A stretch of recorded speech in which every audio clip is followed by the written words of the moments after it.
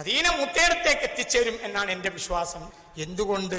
റഹ്മത്തുള്ള കാസിമി മൂത്തേടം ഒരുപാട് വിഷയങ്ങളെക്കുറിച്ച് ധാരാളം പ്രസംഗങ്ങൾ അവതരിപ്പിച്ചുകൊണ്ട് രംഗത്ത് വന്നിട്ട് ഇപ്പോഴാണ് പുസ്തകരചനയിലേക്ക് തിരിഞ്ഞിട്ടുള്ളത്.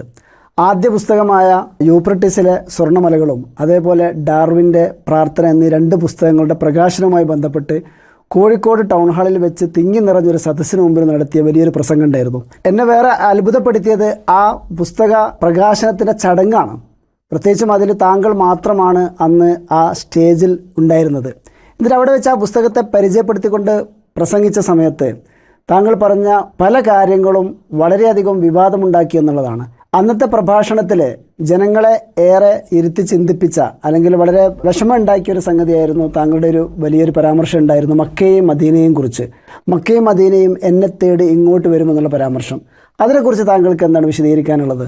പുണ്യ റസൂൽ സല്ലല്ലാഹു അലൈഹി വസല്ലമ തങ്ങളെ ഏറെ സ്നേഹിക്കുന്ന ഒരാളാണ് ഞാനെന്ന് എല്ലാവർക്കും അറിയുന്ന ഒരു പരമാർത്ഥമാണ്. ഇപ്പോഴും അതിൻ്റെ ഒരു വർക്കിലാണ് ഞാനുള്ളത്. പിന്നെ ഒരു വ്യക്തിയുടെ നബിയോടുള്ള സ്നേഹം എന്ന് പറയുന്നത് ആ വ്യക്തിക്കല്ലാതെ വേറൊരാൾക്കത് അളക്കാൻ കഴിയൂല. അതൊരു സത്യമാണ്. പിന്നെ എന്നെ സംബന്ധിച്ചിടത്തോളം അത് എൻ്റെ വ്യക്തിപരമായ കാര്യമാണ്. ഞാൻ ചില സത്യങ്ങൾ തുറന്നു പറഞ്ഞു എന്ന കാരണത്താൽ മക്കയിലേക്കും മദീനയിലേക്കും പോകാനുള്ള ഒരു സാഹചര്യം ഇപ്പോൾ ഇല്ല. അപ്പം അങ്ങനത്തെ മക്ക മദീന എന്നുള്ള റഹ്മത്തുല്ലിൽ ആലമീൻ്റെ നാടാണ്. ഒന്ന് റഹ്മത്തുല്ലിൽ ആലമീൻ ഭുജാതനായ നാടാണ്, ഒന്ന് റഹ്മത്തുല്ലിൽ ആലമീൻ അവസാനം താമസിക്കുന്ന ഒരു നാടാണ്. അപ്പോൾ ആ നാട് എന്ന് പറഞ്ഞാൽ അത്രയും കരുണാവായ്പുള്ള ഒരു നാടാണ്.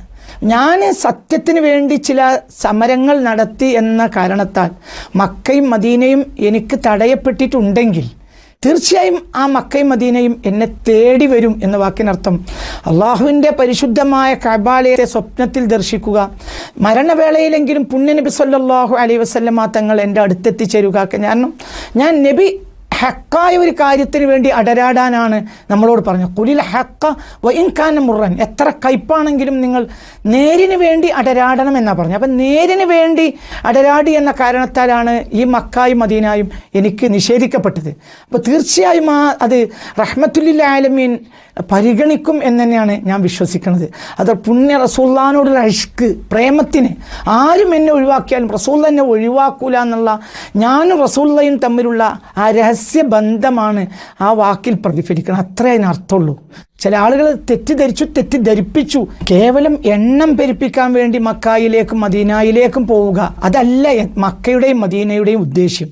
അവൻ നേരിൻ്റെ കൂടെ നിലനിൽക്കുക. അപ്പോൾ ഉദാഹരണം പറയാം, ഖുർആൻ നിസ്കാരം എന്ന് പറഞ്ഞാൽ അഫ്ളുൽ അഅ്മാലിൽ ബദനിയത്തി കുല്ലിഹ, ശരീരം കൊണ്ട് ചെയ്യുന്ന ഏറ്റവും വലിയ കർമ്മല്ലേ നിസ്കാരം.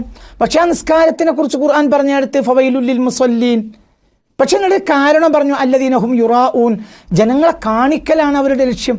അപ്പം ജനങ്ങളെ സത്യത്തോടൊരു പ്രതിബദ്ധതയും ഇല്ലാതെ, അനീതിയോട് അടരാടാനുള്ള ഒരു താല്പര്യവുമില്ലാതെ കേവലം ഞാൻ അതിൻ്റെ ആളാണെന്ന് കാണിക്കുന്നതിൽ അർത്ഥമില്ല എന്നാണ് ആ വാക്കിൻ്റെ ഉദ്ദേശ്യത്തിലുള്ള യാഥാർത്ഥ്യം.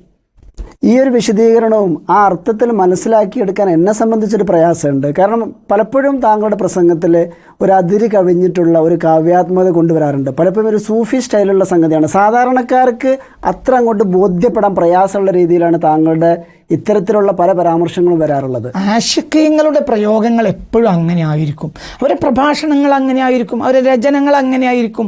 പിന്നെ ആ ഇഷ്കിൻ്റെ ഒരു പുറത്തു വരലാണ്. ചിലത് കവിത, ചിലത് പ്രസംഗം, അതൊക്കെ അങ്ങനെയാണ്. പിന്നെ അടുത്ത കാലഘട്ടം വരെയും സുന്നി മുസ്ലിങ്ങൾ സംബോധന ശൈലിയിൽ വലിയൊരു ശൈലി ഇങ്ങനെയാണ്, അത് ഇഷ്കാണ്. അക്കാലത്ത് അതിലൊന്നും സംശയമേ ഇല്ല.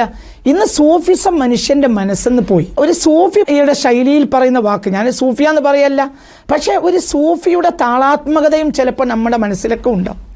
അള്ളാഹുവിൻ്റെ റസൂലിനെ ഇത്രയേറെ സ്നേഹിക്കുന്ന നമ്മളൊക്കെ തന്നെ അള്ളാഹുവിൻ്റെ റസൂലിനെ അപമാനിക്കുക എന്നുള്ളൊരു വാക്ക് നമ്മളിന്ന് എങ്ങനെ ഉണ്ടാവാനാണ്? അപ്പോൾ അതൊക്കെ മനസ്സിലാക്കുന്നിടത്ത് നമ്മളെ പൊതുജനവും എല്ലാവരും, പഴയ കാലത്ത് പൊതുജനത്തിന് ഇതിലൊന്നും സംശയമില്ല. ഈ അടുത്ത കാലത്ത് തസവുഫിൻ്റെ രീതികളൊക്കെ സൊസൈറ്റിയിൽ നിന്നും മനുഷ്യ മനസ്സൊന്നും അകന്നു പോയതാണ്. ഇത്തരം വാക്കുകളൊക്കെ അനുവാചകർക്കും മനസ്സിലാകാനുള്ള പ്രയാസങ്ങൾ ലോകത്തെ എല്ലാ സൂഫികളെ വാക്കുകളിലും പ്രയോഗങ്ങളിലും എല്ലാം ഉണ്ട്. മുഹിദ്ദിമാലിയൊക്കെ ഇഷ്ടംപോലെ നമുക്ക് കാണാം. മറ്റു നബി സല്ലല്ലാഹു അലൈഹി വസല്ലമയെ പ്രകീർത്തിക്കുന്ന കവിതകളിലെല്ലാം കാണാം. അപ്പം അതൊക്കെ ഒരു കാലഘട്ടത്തിൽ അത് അള്ളാഹുവിൻ്റെ റസൂലിനോടുള്ള വല്ലാത്തൊരു പ്രേമമായിട്ടാണ് മനസ്സിലാക്കുക. അള്ളാഹുവിൻ്റെ റസൂൽ വഫാത്തിന് ശേഷവും വരുന്നും യാഥാർത്ഥ്യമാണ്. എത്രയോ സുന്നികൾക്ക് അത് തർക്കേ തന്നെയില്ല. ഹബീബായ നബി സല്ലല്ലാഹു അലൈഹി വസല്ലം തങ്ങൾ അവരെ വീടുകളിൽ വന്ന എത്ര സുന്നി മുസ്ലിങ്ങൾ പഴയ കാലത്ത് എൻ്റെ വീട്ടിൽ റസൂലുള്ള വന്നിട്ടുണ്ട്, രാത്രി വന്നിരുന്നു, റസൂലുള്ള എനിക്ക് റൊട്ടി തന്നു എന്നൊക്കെ നൂറ്റാണ്ടുകൾക്ക് ശേഷം ഷെയ്ഖ് അബ്ദുൽ ഖാദർ ജീലാനിയുടെ മജ്‌ലിസിൽ അവണ്ണം നമ്മുടെ ഖ്വാജ റസൂലുള്ള അവരുടെ റൂഹും അവിടെ വരുന്നവർ എന്നുണ്ട്. അപ്പോൾ ഷെയ്ഖ് അബ്ദുൽ ഖാദർ ജീലാനി എന്ന് പറഞ്ഞാൽ റസൂലുള്ളാഹിയുടെ വഫാത്തിന് ശേഷം ഏകദേശം ഒരു 4-5 നൂറ്റാണ്ടുകൾ കഴിഞ്ഞിട്ട് എന്നിട്ട് അവർ പ്രസംഗിക്കുന്ന ഒരു മജ്‌ലിസിൽ അള്ളാഹുവിൻ്റെ റസൂലിനെ കണ്ടവരുണ്ട് എന്നാണ് കവിതയിൽ പറയുന്നത്.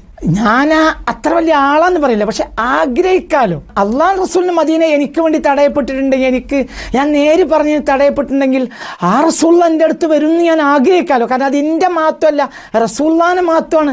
റസൂൽ അത്രയും വലിയ ഒരു ദയാവായ്പുള്ള ആളാണ്, അത്ര വലിയ കാരുണ്യക്കടലാണ്. ഞാൻ മനസ്സിലാക്കിയ റസൂൽ അതാണ്. അപ്പോൾ ഒരു പ്രേമിയെ സംബന്ധിച്ചിടത്തോളം എങ്ങനെയും പറയാം, പ്രേമത്തിന് പിന്നെ വാക്കുകളില്ല. ഇഷ്കിൻ്റെ കവിതകളിൽ വാക്കുകളില്ല. ചില കവിതകളെ കുഫ്റാണെന്ന് പോലും പിൽക്കാലത്ത് തെറ്റിദ്ധരിച്ചിട്ടുണ്ട്. അപ്പോൾ അതിൻ്റെ തളാത്മകത എന്ന് മാത്രമേ അതിനെ മനസ്സിലാക്കേണ്ടതുള്ളൂ. ചില ആളുകൾ അതിൽ മുതലെടുത്തു, അത്രയേ ഉള്ളൂ.